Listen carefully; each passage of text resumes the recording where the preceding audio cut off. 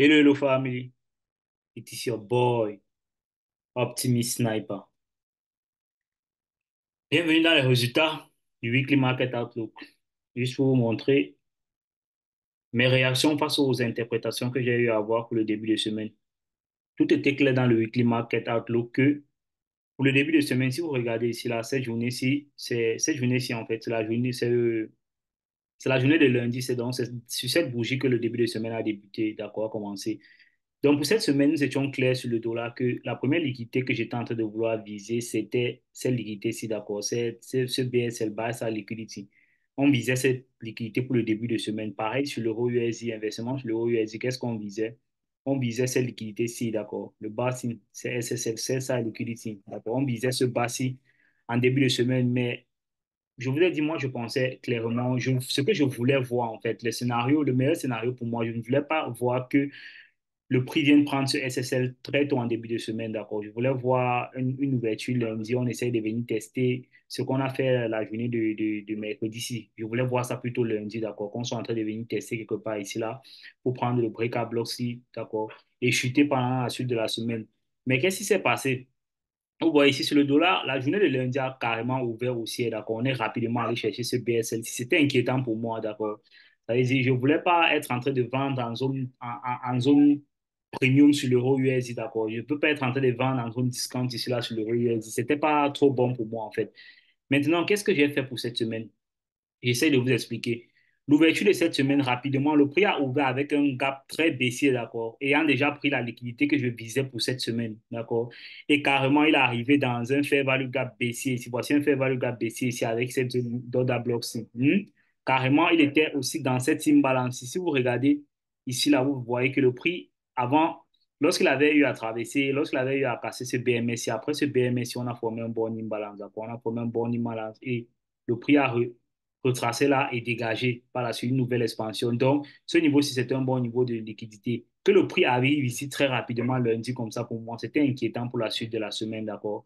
Je ne pense pas que, ayant déjà fait toute cette grande bougie, cette volatilité, si vendredi, que lundi soit baissier comme ça, moi, j'ai commencé à penser à un mouvement haussier pour la suite de la semaine, d'accord? Maintenant, je voulais voir ça se matérialiser dans le marché.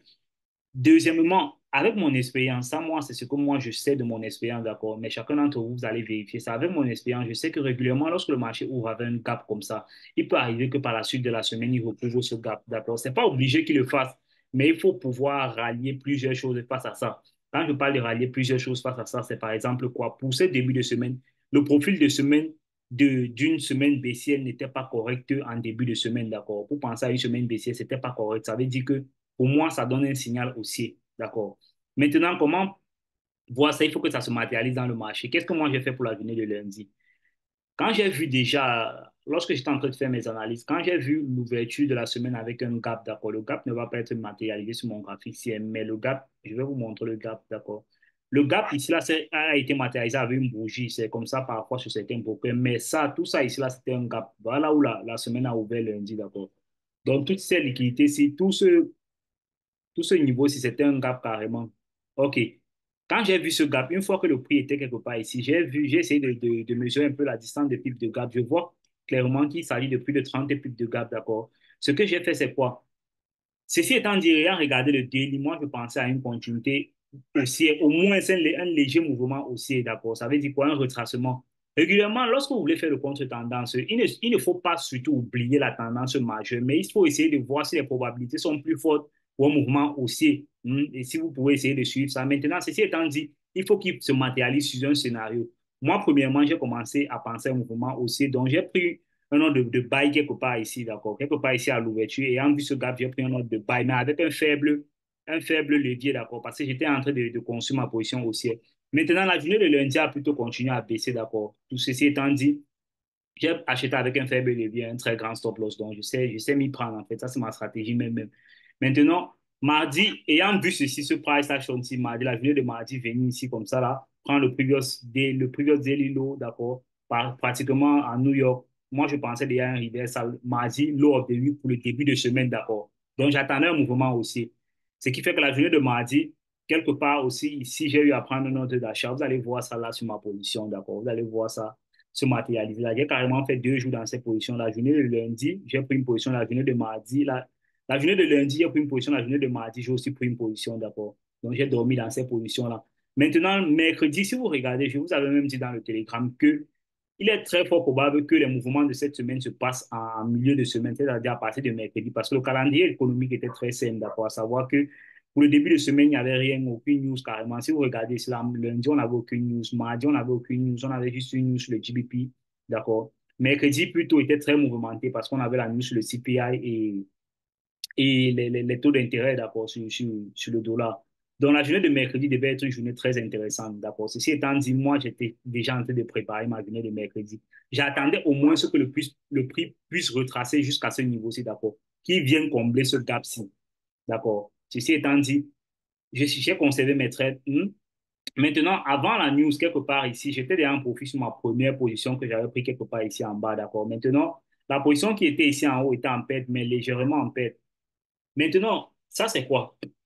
Toutefois qu'une news va arriver, pensez toujours au pire des scénarios. Ça veut dire quoi? Pensez toujours s'il arrivait que la news aille contre vous de 60 pips ou de 100 pips, est-ce que vous serez confortable après cette news? Donc, pour moi, je n'étais pas confortable à garder ces deux positions, d'accord? Je sais que le higher time frame directional buy a assez baissier, donc je ne veux pas faire ce genre de bêtises à juste m'entêter. Il faut toujours que je pense à mon risque. Je pense d'abord, premièrement, à protéger mon capital. Donc, qu'est-ce que j'ai fait? J'ai annulé une position, la position qui était en perte, d'accord, j'ai annulé ça. Parce que régulièrement, on aime laisser les positions qui sont en perte, on essaie plutôt de moyenner à la baisse. Non. J'ai annulé la position qui était légèrement en perte. J'avais une perte de quelques pips, d'accord, on était à presque à 7 pips. Donc, j'ai annulé ce risque-là et j'ai laissé une position ouverte. Tandis que cette position pouvait supporter mon risque, d'accord, pour une position, pour chaque. Puisqu'ici, il n'y avait pas de volatilité quand j'ai pris ces deux positions, je savais comment manager mon risque. Mais ici, il devait avoir une très forte volatilité. Donc, je pense d'abord à mon compte. J'ai supprimé une position. Et après le dégagement de la nuit, j'ai pu ressortir de ce trade. Avec ce dégagement et cette position, j'ai pu ressortir de ce trade avec pratiquement 1% de profit. Très tôt, mercredi, après la publication du CPI. D'accord. Ça, c'est très tard à FOMC. Maintenant, pour la suite de la semaine, qu'est-ce que j'ai fait? Si vous venez regarder là, c'est mon premier trade. Je vais vous montrer ça. Je vais vous montrer ça ici. Je matérialise ça là parce que régulièrement, quand je prends un trade, je le suis toujours ici. Voilà, vous allez voir. Ça, c'était mon premier trade. Ça, c'est mon premier trade et je l'ai pu toucher, d'accord. Ça, c'est mon trade là. Vous voyez. C'était le deuxième trade plutôt. Après que j'ai vu ce gap-ci, j'ai eu à prendre un trade, mais ça, c'était le deuxième trade. C'est là que j'ai marqué l'entrée, d'accord. C'était mon niveau optimal d'entrée. Maintenant, ici, voilà le trade en question. Vous voyez après ce dégagement-ci, il a carrément TP. Vous voyez, non, il a carrément TP. Là, j'ai pris mon premier TP de la semaine. Maintenant, ceci étant dit, ce dégagement-ci, d'accord.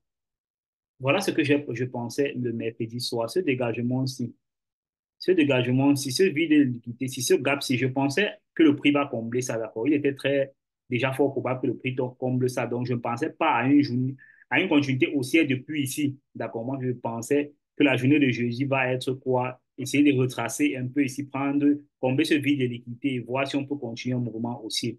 Mais regardez comment la journée de jeudi se passe. Je tiens à vous rappeler que la journée de jeudi, on avait une news, d'accord. Si vous regardez, on avait une news Core PPI la journée de mercredi, de jeudi à 13h30. Et on avait une news sur le 4, d'accord. Et l'autre, donc, on se concentre sur l'USD, c'est ce qu'on traite. OK. Pendant la news, j'étais en train d'observer le marché pendant toute la journée. Le marché a ouvert clairement. Là, il était en train de constituer un bearish market order flow. C'est ce que j'attendais, d'accord. Qu'on puisse couvrir le gap-ci et qu'on puisse viser le previous daily high, d'accord. Le high de mercredi, on puisse viser ça. Maintenant, qu'est-ce qu'il a fait pendant la news? Pendant la news, plutôt, regardez cette bougie-ci. À la sortie de la news, qu'est-ce que le prix a fait? Le prix était quelque part ici. Il a plutôt dégagé, allé très haut comme ça, mais il est carrément revenu ici, là. Donc, cette bougie-ci de Messi, moi, j'ai pensé directement, il peut s'agir d'une manipulation, mais je n'étais pas encore rassuré, d'accord? Je n'étais pas encore rassuré de ça. Maintenant, j'avais déjà un ordre limite quelque part ici à une entrée optimum, d'accord? Ce niveau-ci, d'accord? Quelque part ici, là, j'espérais que le prix puisse revenir ici et en combler tout ce vide de liquidité, si d'accord. J'avais un ordre d'achat quelque part ici pour la continuité. Ça, c'était l'entrée optimum qui revient en bas de ce lot-ci et il monte. Maintenant, une fois que le prix m'a activé la journée de jeudi, son comportement, j'avais déjà mes zones où il devait invalider le scénario. Ça veut dire que quoi? Pour un mardi low of the week, d'accord? Pour un mardi, que le prix forme un low of the week mardi et qu'il vienne prendre le low de mercredi comme ça, jeudi, qu'il traverse encore le prix d'ouverture de la semaine, moi, c'est régulièrement pas comme ça que je veux voir le prix se comporter, d'accord. Avec mon expérience, je sais comment le prix se comporte, je sais comment mes profils de semaine se comportent. Là, je vous ai donné cet élément juste comme ça pour vous éclaircir, mais moi, je sais quand une semaine est en train de se comporter normalement en fonction du profil ou pas. Donc, que le prix soit venu ici en bas comme ça, je ne m'attendais pas à ça. Je ne voulais pas voir ça en fait, qui vient prendre le previous daily high. Une fois qu'il a pris le previous daily high, le low de mercredi, j'ai switch up mon bias. J'avais une position ici en bas, d'accord. Regardez, ça c'est être intelligent dans le marché. Il faut toujours savoir quand vous avez tort. Un constat que j'ai eu à faire pendant toute ma carrière, c'est que toutes les positions que j'ai eu à garder ayant l'espoir que la position se retourne, si j'avais clôturé cette position au moment où je me suis rendu compte que ça ne marchait pas et que j'avais inversé le sens, si déjà mes arguments étaient propres en fait, quelque chose était stipulé, qui avait de bons arguments pour faire ce que j'étais en train de faire, il était possible de le faire. Et la majorité des temps, je sortais toujours vainqueur de ça, gagnant de ça, d'accord. Une fois que mon directional bias n'est pas correct, si j'ai de bons arguments pour suivre l'inverse de mon directional bias, je vais le faire. Ce qui m'est arrivé ici pendant la semaine de jeudi, d'accord. Une fois que j'ai pris ces 1%, j'étais en perte de pratiquement demi pour cent quelque part ici, d'accord. Quelque part ici, c'était à demi pour cent. J'ai fermé cette perte-là, d'accord. J'ai fermé cette perte-là et j'ai pris un sel pensant déjà à quoi? Pensant à ce que le prix va venir prendre cette liquidité. Une fois qu'il a pris cette liquidité, il est plutôt fort probable qu'il vienne prendre cette liquidité. Ne pensez pas toujours en reverse. Il est plus facile de suivre la tendance que le marché fait que d'essayer de le renverser. D'accord? Mais tout ça étant dit, il faut toujours le faire avec une stratégie, une certaine stratégie derrière ou un certain avantage. D'accord? Donc, ceci étant dit, j'ai pris un ordre de vente là. J'ai continué à viser ces liquidités. Si j'ai pris un TP pour la journée de vendredi, très tôt le matin, j'ai pris un TP. Donc, je clôture cette semaine avec pratiquement 1,35% de gain quelque part là. Si vous essayez de regarder là, vous allez voir ça en haut. C'est comme ça que je clôture ma semaine. Si j'essaie de vous montrer la position, ouais, la position que j'avais eue, c'était quelque part ici. Mauvais, ok, mauvais, c'est renverse ta position. Vous avez vu ce que j'ai écrit là, non, quelque part là. Ça veut dire, c'est ce que j'ai fait à cet instant-là. Mauvais sel. C'est un mauvais sel renverse ta position. Donc, j'ai eu à prendre un mauvais ordre de bail, d'accord? C'était pas en train de bien se comporter. J'ai renversé cet ordre rapidement parce que j'étais en train de voir que le prix est clairement en train d'accumuler là, peut-être, parce qu'on était à tard en soirée, tard, très tard en soirée. On était, si vous regardez, on est à 12h30. Si ça, c'est heure de New York. Donc, si on essaye d'ajouter un peu, vous allez voir qu'on est carrément dans la nuit ici, là, d'accord? Donc, moi, je visais carrément le bas de lundi, clairement après la fermeture de cette heure. J'ai pu terminer ma semaine en profit. C'est ainsi que j'ai manigancé ma semaine, les gars. Ok, j'espère que chacun de vous a passé une très bonne semaine. Déjà, régulièrement, pendant la semaine, moi, il m'arrive de toujours bâcler ce que je fais de mal, d'accord? Et parfois, lorsque je vous dis ce que je fais de mal, c'est pour vous essayer pour que vous essayiez à être vrai avec vous, d'accord? D'être vrai avec vous. Il faut toujours savoir. Chaque jour, on apprend toujours. Vous n'allez pas être le meilleur, la meilleure version de vous dès le premier jour, d'accord? Chaque jour, on apprend. Et encore, je tiens à vous dire, dans le trading, on ne devient jamais parfait, d'accord? Chaque jour, on essaie d'améliorer sa stratégie. Chaque jour, d'accord? Ce trade-ci m'a activé à une mauvaise heure, d'accord?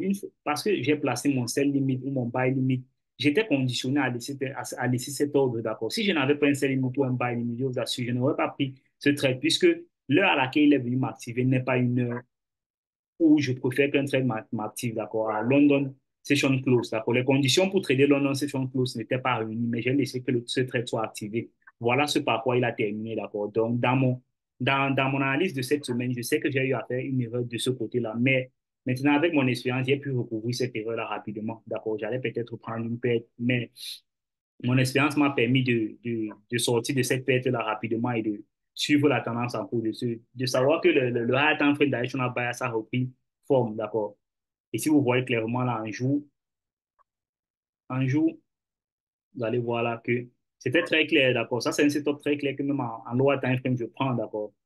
Même en lower time frame, je prends ce setup-ci. Le directional bias encore, ici là, sur DSO a été très clair. Donc, on a carrément clôturé ce vide de liquidité. Si ce fait value gap, on a activé ce OBC. Donc, c'était très clair qu'on ait un mouvement aussi. Et ça, c'est une distribution très, très claire. Donc, il y a eu une bonne manipulation la journée avec le CPI, d'accord, pour créer le high de la semaine. Donc, c'était un profil mercredi high of the week, d'accord, mais pas un scénario mercredi high of the week, un scénario normal. Ça, c'est un autre scénario, d'accord. J'ai régulièrement tous ces templates-là, d'accord. J'ai déjà vu au moins, je ne sais pas, bon, compter dans 5 ans le nombre de semaines qu'il y a dans 5 ans. C'est ce nombre de semaines que j'ai eu à passer parce que moi, je travaille jour pour jour. devant les graphiques. Donc, je connais beaucoup de la manifestation d'une semaine, d'accord. Surtout sur ma paire. C'est pourquoi il est très essentiel de trader une paire de devises. Sur ma paire de devises, je maîtrise la distribution d'une semaine. Euro USD, c'est ma paire de devises, les gars. Donc, pour vous qui tradez beaucoup de paires de devises, je ne sais pas, c'est possible pour vous de regarder les profils de semaine et de pouvoir connaître ça. Mais c'est plus difficile. Donc, concentrez-vous régulièrement sur moins de paires de devises. Ok, vous m'excusez déjà pour le bruit du chien qu'il y a derrière celui-là. Il est en train de faire son travail. Donc, on ne va pas le regarder. Comme je vous ai dit, pour la fin de pour cette semaine, je termine encore en profit. Je pense que c'est la troisième semaine déjà que je termine en profit. Je ne veux pas trop m'attarder sur ça parce que ça va me donner un King Kong mood. Donc, comme dernièrement, en fait, vous avez vu, j'ai eu un winning streak de pratiquement 8 semaines. Après, je suis tombé dans un drawdown. Actuellement, je suis à 3 semaines de gains successifs, donc je vais me retenir et rester tranquille. Essayer d'avancer normalement. OK. It was your mentor, Optimist Sniper.